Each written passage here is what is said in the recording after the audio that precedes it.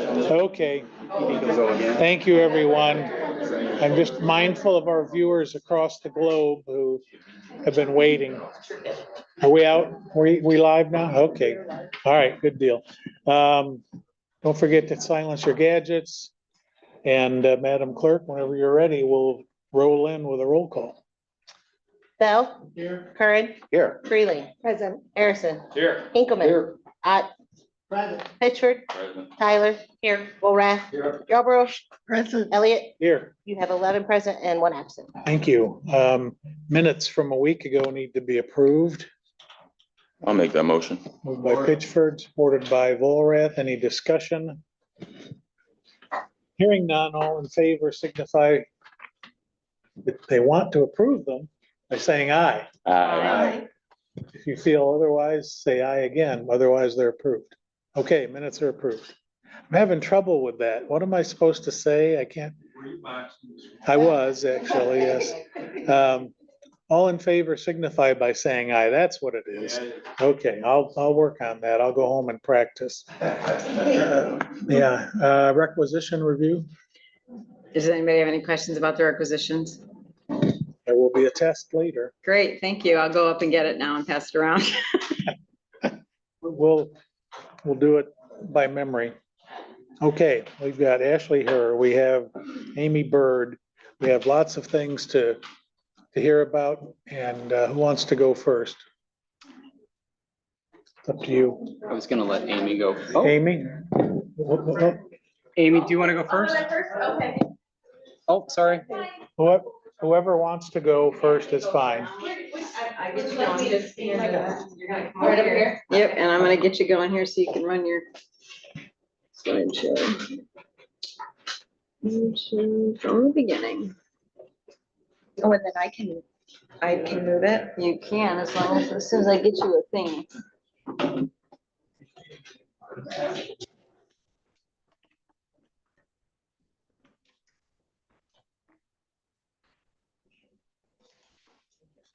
Okay, All right, so which button does it work? so I believe you're gonna go this way. Okay, Yep, wonderful. there we go. Thank you. Yep. Thank you for having me today. I'm Amy Bird, Berrien County Prosecuting Attorney. I'm here to talk to you about April. April is Child Abuse Prevention Month. It's also Sexual Assault Awareness Month, and these two kind of intertwine, and you'll see through the slides that they do have dynamics that are similar. So why do we have a whole month in April for awareness of this issue? Really, the reason is to dispel myths and break the silence. It's a myth that we hear as attorneys going into court trying these types of cases that this doesn't really happen all that often. The reality is 1 in 6 boys and 1 in 4 girls will be victims of some type of sexual assault by the time they reach age 18. These numbers are even greater for people with developmental delays.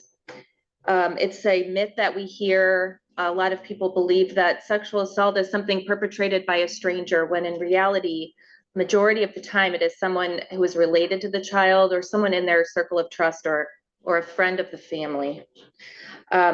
It's a myth that people think that children who are sexually abused aren't going to recover. This is somehow going to impact them in a negative way for the rest of their life. But the reality is, talking about it, getting children treatment actually does help them move through this and have some recovery long-term. We talk about this because the majority of children blame themselves for the abuse that occurs to them. And although it's an estimated number, figures are suggesting 30% of sexual assaults are never reported. We talk about it because it occurs at every socioeconomic level, every race, religion, and every gender. And we talk about it because talking about it and breaking the silence leads to prevention. So how do we participate this month? I brought everybody some goodies so that you can walk out of here ready to participate. We wear blue.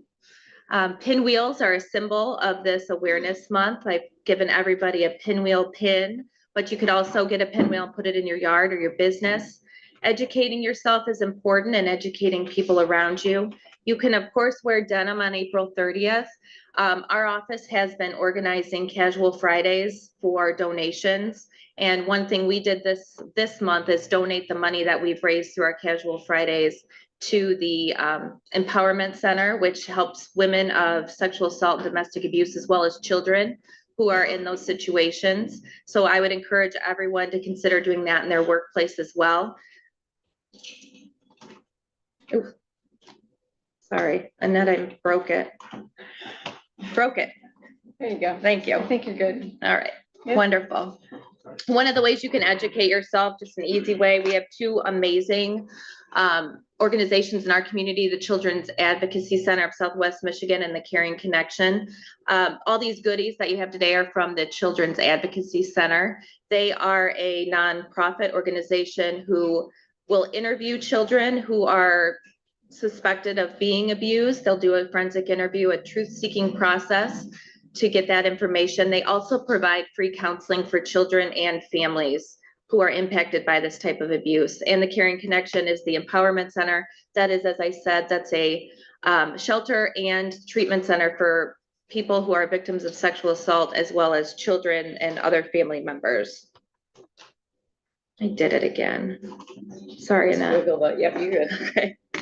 One of the ways you could observe this month and educate yourself, we are having a tea talk, and by we, I mean the Children's Advocacy Center, which we are a part of.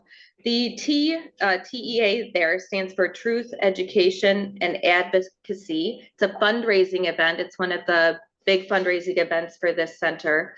The guest speaker is Kevin Mulcahy. He is a former federal prosecutor in the Detroit area. He prosecuted a variety of offenses, but also the exploitation of children. He's also a victim of child sexual abuse. So he's got a very unique perspective, and he has now made it his mission to share this information, make it safe for other people to share their stories and break the silence. I would encourage anyone who has availability on that day to attend. It is local at the Inn at Harbor Shores. There will be food and refreshments. But more importantly, it's a good time to come together and get a better understanding of what's happening in our community. I just want to end this somber topic with some hope. I want to acknowledge the great work that the CAC is doing, the Advocacy Center. As I said, those individuals are working every day of the year. Even though we only observe this 1 month of the year, this is an ongoing effort, constantly providing wonderful services and outreach on this topic. Our office also has a victim advocacy unit. I'd like to recognize Carolyn Gruen, Kat Reifschneider, Yadira Torres, and our Zoe, who's here today, who provide services to victims every day who have to go through the criminal justice system. They are there to walk with them through that process and be a shoulder or an ear, or even just decode the confusing and frustrating criminal legalese for them. And we appreciate them so much.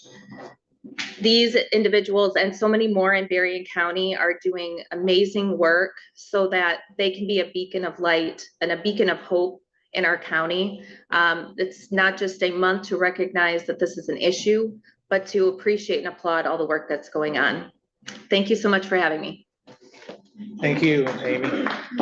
Questions for Amy first, Bob, then Chokwe? I just want to give a testimonial about the Children's Advocacy Center. As a former board member for over 10 years, without any question, it is one of those nonprofits that is really doing amazing work, free of service, supported by a variety of different organizations. And it just is such a critical part of our community that it deserves all the support, and this, as does this issue. So it's just a great organization. Thank you for that presentation. Thank you for just shining light on a very tough topic.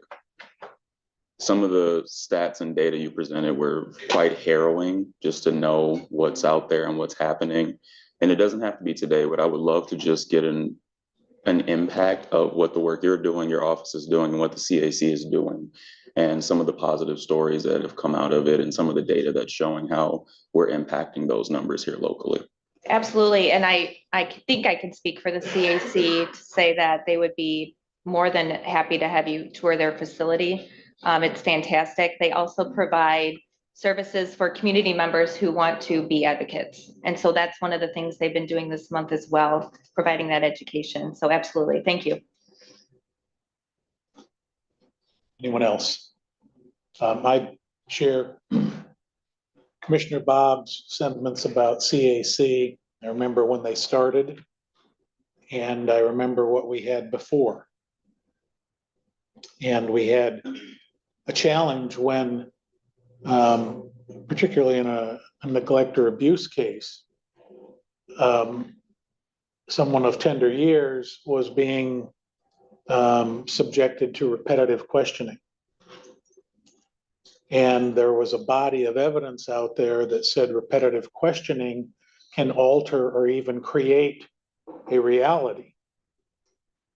And so having everything preserved, so an officer, a clinician, whoever can watch the video without having to put this kid through paces. I remember one case where they did a study and they had kids talking about the aliens who came from outer space, I mean, it was quite detailed, the information they provided.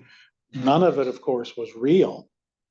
But I recall we had some resistance at the local level. I won't go too deep into any of that. But CAC really was a light that had provided a really wonderful change, protects the kids, protects the integrity of cases that your office brings. And not every community has that. And I will share, they serve approximately 500 children a year. Yeah. Our office this month has 23 cases involving child victims. That's sexual and physical abuse. So obviously their outreach doesn't necessarily funnel directly into the criminal justice system. It is broader than that, especially with their counseling and things of that nature. And just to piggyback on what you were saying, I won't take up too much more of your time. It is a opportunity for all the players in the criminal justice system, whether it be DHHS, the prosecutor's office, law enforcement, to be present during an interview, to watch the interview, not in the room, but apart from the room, to see it so that we don't have to ask the questions of the child. And it's a very trauma-focused interview and a child-focused interview to get the best information, the most truth-seeking information that we can. And hopefully the child only has to do it one time instead of speaking to all these people individually. Yeah, they really are an asset. Anyone else? Thank you. Thanks, Amy. Thank you, Zoe. I had to bring Zoe because we're gonna hear about cats and dogs and I had to participate. Yes. Love it. Ashley. Okay, so that one is the one that owns it, I think. Yep, there we go. Okay. Try not to touch stuff. Yeah, the mouse, I'll move the mouse that way. Thank you. Remove temptation. There you go. All right. Well, good morning, everyone. I'm Ashley. I'm the shelter manager for anyone who doesn't know me. I'm here to talk to you about Animal Care and Control Week. So this is a week where we're able to show appreciation and say thank you to our animal control deputies, our sheltering staff, anyone who works at the shelter or volunteers at the shelter, because they do a really hard, they do an awesome job at a very hard job. So they put a lot of effort into these animals and they are very dedicated to their community through the animals. So I'm going to start off just by kind of explaining a few things about us, about who we are, what we do. These are not all of our services that we offer, but just kind of our main key points. So as animal services, we are the sheltering counterpart to our animal control division. Our deputies are underneath the sheriff's department. They're the law enforcement side. We are the housing side of all of it. So whatever they pick up, we're the ones who care for those animals when they're in need. We are reuniting families with their lost pets. So when we get stray animals in, we're posting them on Facebook. We're tracking back microchip numbers. We're trying to make that connection to get these animals back to the families that love them. We also are in charge of dog licensing for the county. So as a state law, all animals need to have a rabies vaccination and be licensed. And this helps control any sort of rabies exposure that could happen in our county. By having dog licensing, we are holding people accountable for having their animals vaccinated. We're trying to get as many people compliant as possible through education and outreach. So we're hoping that this next week we'll be able to really reach out to anyone who isn't aware of dog licensing, because unfortunately there's a lot of people who don't know that that's a thing. We do host vaccination clinics, so we know that having a pet can be very expensive. We like to make it as affordable for people as we can. So we do host numerous vaccination clinics throughout the year. Some of them this year, we actually got grants and funding to be able to have them completely sponsored. So it's at no cost to pet owners now. So we're trying to make that as obtainable as possible for all of our pet owners in Berrien County. We also have pet information resources. So if you have a pet and you're like, okay, I'm a first-time pet owner, what do? I have to go on vacation. We have boarding resources. We have dog training resources. We have grooming resources. If you are trying to figure out, okay, we have umpteen vets in our county, who is the best one? We don't play favorites, but we do have a complete list of everyone in our community who is a vet, who's offering services. We know of other places that offer shot clinics, and we have all those resources in one spot. So if you're a pet owner and you have questions, feel free to reach out. If we don't have an answer, we know who will have an answer, or we can at least try to help you find that person who would have an answer for your questions, no matter how random it might be. We also have a lot of spay and neuter options as well on hand. So that's one of our most common calls that we get is, how can I affordably get my pet spayed or neutered? We have lots of answers for that question. And then one of the awesome things, last but not least, is we do adoption. So if you are not able to come and collect your pet, if you unfortunately hit a hard spot in your life where you have to rehome your pet, we are happy to try to find a new family or a new spot for that pet to live. And it's a very positive outcome. We have much success with our adoptions, and we don't get a lot of animals returned because we have so many people in our community wanting to be pet owners. So why is this work so special? So if we think about it, every month we take in about 75 dogs and about 30 cats. This last month was kind of an outrageous month for us. We got over 80 dogs in and we got over 80 cats in. Months like that happen. But the really exciting thing is that on average, we adopt out 20 to 30 dogs, about 10 to 20 cats. This is just one positive outcome. We have many other ways that animals leave our facility in a positive way. Last month, our team was awesome. We got 46 dogs adopted.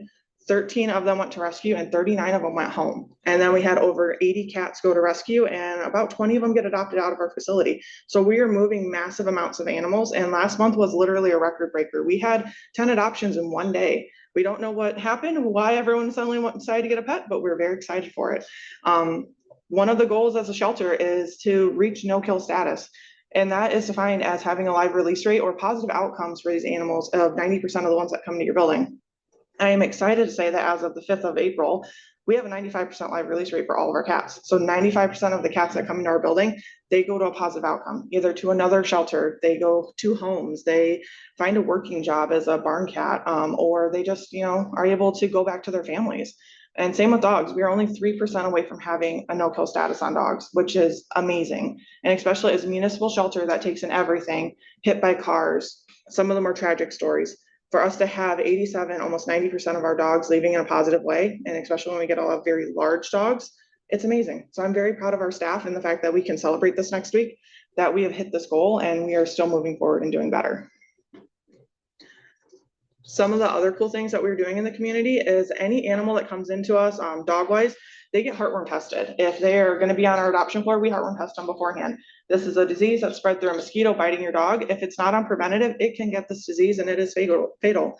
We've worked with friends and other vets in our community to be able to make this affordable. So every animal that leaves our facility, they get sponsored treatment for this. And it can be in the thousands of dollars that these animals have to be spent on these animals to be able to get that treated. But this is also decreasing the amount of heartworm in our community. So when I first started at the shelter, every 1 in 5 to 1 in 10 dogs, they were coming in and we were getting a lot of heartworm positives. We are now about 1 in 20, 1 in 30 dogs, we're seeing a heartworm positive dog. So we are definitely making a nice impact on our community with decreasing the amount of heartworm that our dogs are experiencing. And just as shelter dogs, so dogs that come into our shelter that we adopt out, we're spaying and neutering about 400 plus dogs a year and 200 plus cats. But that's just shelter animals. We have now made low cost spay and neuter available to the public through partnering with Bissell Fix the Future, through partnering with ABC Clinic and some of the other avenues that people can go and get their animals spayed and neutered. So helping with if someone's disabled and can't get their dog to a vet, so we take their dog for them and make sure that we, bridge that gap so they can get that service done. So we don't have as many accidental litters in our community. And like I mentioned before, we offer discounted vaccines and microchips. One cool thing that I know has been received very well by the public is when they have their animal come in as a stray and it's not microchipped and we say, hey, would you like a microchip? I can't afford that. No, we'll give it to you at cost. So we spend about $10 per microchip when we order them. That's all they pay, especially if their animals visit us. We want the officers to be able to get the animal back to them without it coming to the shelter. So we will happily give them a discounted microchip to keep that animal home. And if you want to join in this month, I know that our Animal Care and Control Week is only 1 week long, but throughout this whole month, we have different events going on. So Bids for Barks is our major fundraising event that's happening on April 26th. It's this awesome dinner auction, little collaboration between our Friends of group and a wonderful group of ladies who love animals and put on this event. They are the ones who do a lot of our funding. They do a lot of sponsoring for us with a lot of our medical cases and things like that. I believe this year they've made it so you don't even have to be present to be able to participate in the live auction and things like that. So I believe that there's an app. If you go on the Friends of page on Facebook or on their website, I believe they have all the details on there. The free vaccination clinic that we are hosting on Saturday morning on the 26th, that actually filled up in 2 days. And we have about 400 to 500 animals coming to that to get rabies vaccinations, microchips, all the cool things. So it's a great way that we're able to help our community. And that's going to be hosted straight at the shelter. So everyone will be there. We can talk to them about animals. And it's just a great way to talk to the community. We also have Bissell Fix the Future. So this is us partnering with Bissell, the vacuum company. I'm sorry. So on the 14th, we'll have about 30 cats going. On the 28th, we'll have about 15 to 20 dogs going. These are already filled appointments. We haven't even advertised for this, but these animals, we had people reach out prior to these dates even coming up, and we made a list and we're able to fill them in with people already. So, and we have a huge need that will expand past these dates. And then also next week, we have an adoption special going on, $25 for dogs, $10 for cats. If you're looking for a pet, or if you just want to come and talk to us, get a tour of the facility, see what we have to offer, meet our staff, you guys are welcome to come by. Thank you. Any questions for Ashley? Sir, then ma'am. With the no-kill percentage, you're getting really close on the dog side and you've made it there on the cat side. Does that unlock any funding opportunities or any recognitions for hitting that percentage? Most definitely. So there's an organization called the Best Friends Animal Society. They are the leaders in the no-kill movement. We actually have partnered with them to help improve our numbers to get to these percentages. Once you hit the 90% for both species of animals, they will give us a certificate to hang up in our shelter. It becomes a huge fundraising opportunity, and they actually have been giving us grant money and have opened up more grants to us by working with them and getting these numbers up there. So it's definitely opening up more doors for us. I have many animals, many pets within the law. But 2 of my dogs, past ones, had Lyme disease. Do you test for the Lyme disease? And I live in the city, and I always make sure they get their medication and everything like that. But any pet owner does not want to go through what I experienced with 2 dogs. So we're hoping to be able to do that in the future. Right now, that test is a little bit out of our budget, but we're working with our rep from IDEXX. It's a company that we use for all of our heartworm testing. They do offer this test called 40X. It'll test for Lyme, all the other tick-borne diseases, as well as heartworm. But they're not able to give us as much of a discount as we'd need to be able to have that test. But if we do have a dog that we're suspecting that has Lyme, we do work with a couple of the vets that we have volunteer with us, and they will test directly for the Lyme disease. Anyone else? Mr. Chairman. So Ashley spoke about the Friends. She spoke about Bids for Barks.